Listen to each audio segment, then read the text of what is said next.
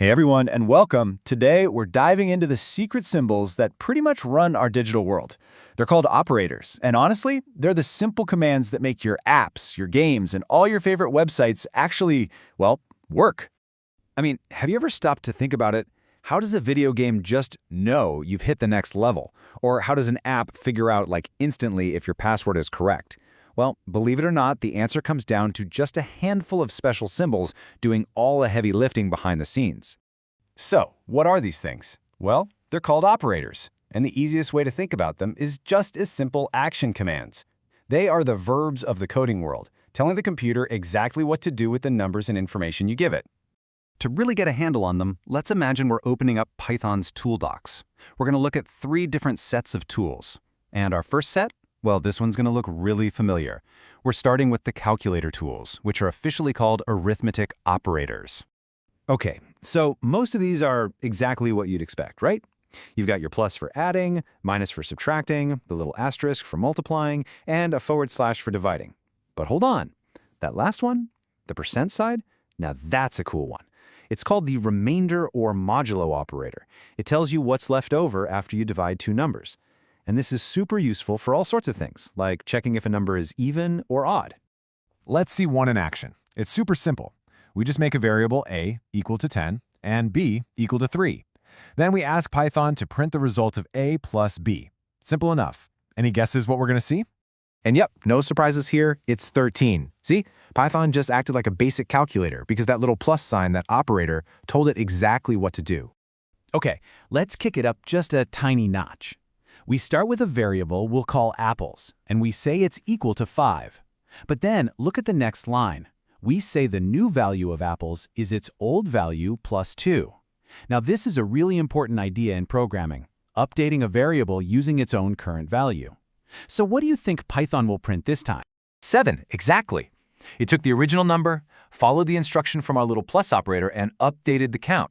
And this is how programs keep track of everything that changes. Your score in a game, how many items are in your online shopping cart, you name it. All right, so we know Python can be our calculator. Awesome. But now let's see how it can be our fact checker.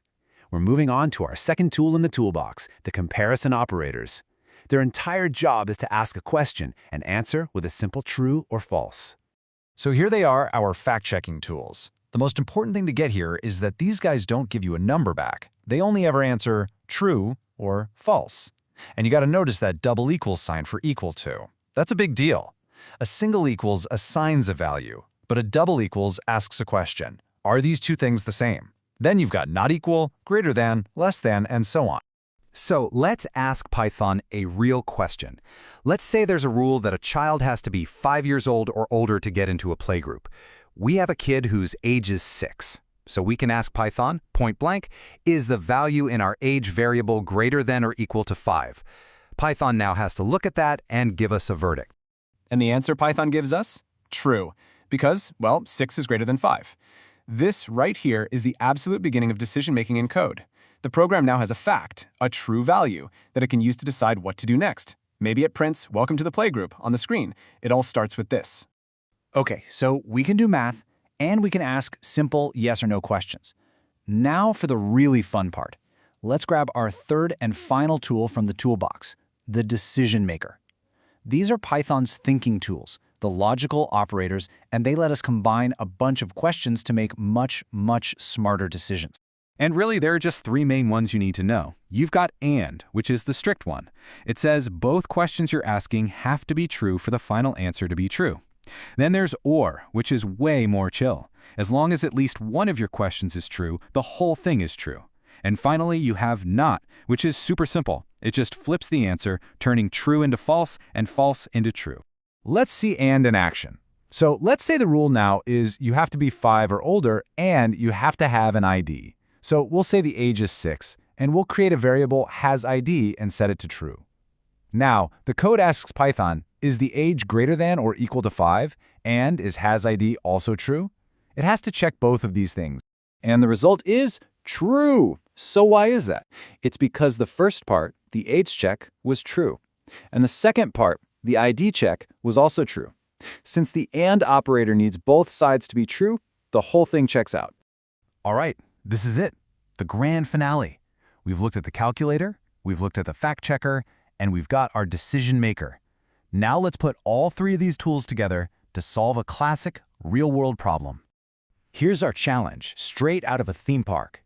To get on this awesome new ride, you have to meet 2 rules. You must be 6 years old or older, and you must be 110 centimeters or taller. If even one of those isn't true, you can't get on. So how does a computer actually think through this? Let's say our visitor is 7 years old and 120 centimeters tall. Python just breaks it down. First, it asks itself question 1. Is the age, 7, greater than or equal to 6? Yep, that's true. Then it moves on to question 2. Is the height, 120, greater than or equal to 110? Yes, that's also true. Finally, it uses that logical AND operator to ask the big question. Were both of those answers true? Yes, they were. And this, right here, is what that entire thought process looks like in one single, beautiful line of Python code. We're just telling it to print the result of that whole question. It's clean, it's easy to read, and it's incredibly powerful. And the final output from our code is true. Our visitor gets to go on the ride. This is exactly how things like ticket scanners, login screens, and game rules work every single second of every day. They just take in some information, compare it using operators, and make a logical decision. So, let's just do a super quick recap. We've got 3 main types of tools in our operator toolbox. The arithmetic operators, they do the math. The comparison operators, they ask the true or false questions. And the logical operators, they combine all those answers to make smart decisions. Put them all together, and you have the building blocks that let Python actually think and calculate. So we've basically just handed you the keys to Python's thinking process. They're simple tools, but you can build almost anything with them. Which really just leaves one last, exciting question. Now that you have the tools, what is the first problem you're going to teach Python how to solve?